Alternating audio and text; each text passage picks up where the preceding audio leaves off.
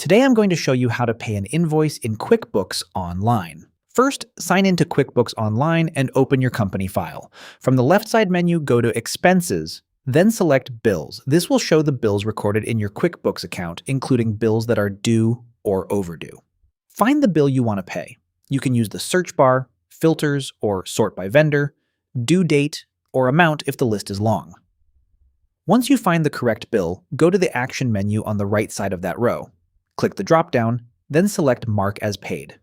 This option is used when you already paid the bill outside QuickBooks, such as through online banking, check, or another payment method. QuickBooks is not sending the money here.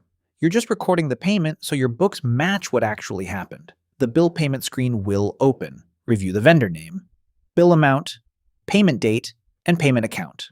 The payment account is the bank, cash, or credit card account the money came from.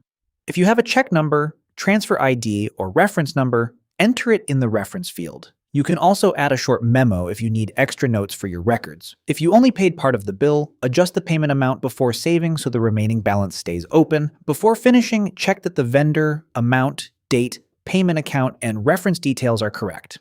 Then click Save and Close. QuickBooks will record the payment, mark the bill as paid, and update your account's payable balance.